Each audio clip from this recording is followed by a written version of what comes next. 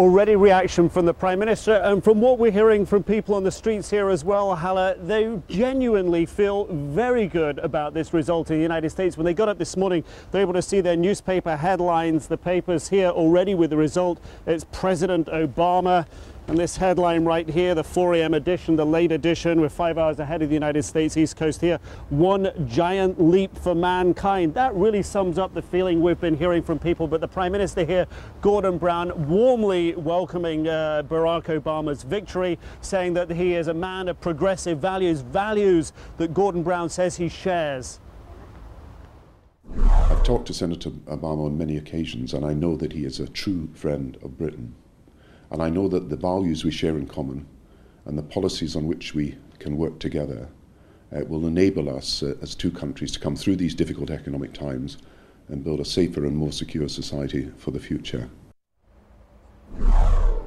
But when we talked to people this morning, they were explaining to us how they felt about it, what they wanted to see, how they felt about the previous presidency under President George Bush, that there was disappointment there. But one lady this morning told us of a conversation she had on the bus where somebody on the bus was so euphoric, they said it was like the Messiah had been elected.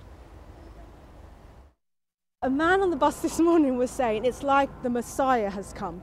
I don't know, I think that's a bit excessive, but it seems to me that he has a quality that will unite not just America but just the whole world, and he seems to be able to relate to everybody, you know, rich, poor, black, white, intelligent, humble. You know, it's just amazing how he's been able to unify the world, and I just hope that's my hope for him, that he can unify the world.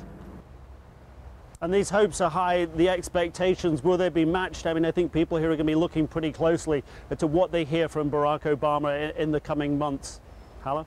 All right, and it is interesting, they don't know him yet. I mean, they know what his promises are, but they don't know him yet. And I wonder how much of this has to do with how unpopular George Bush is in Europe. Any more reaction from the continent?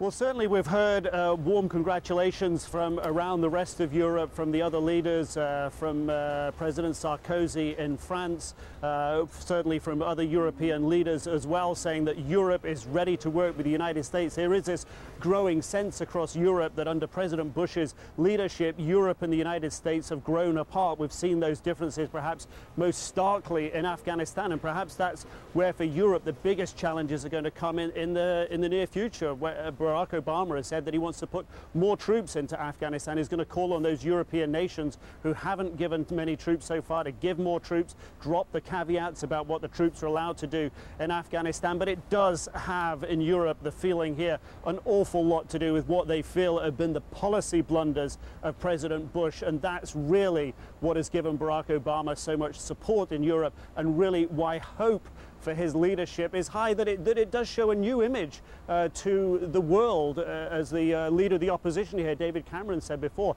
he thinks that the election of Barack Obama will show the world a new face of the United States, a face that he sees, one of opportunity, one of democracy, one of hope, one of freedom.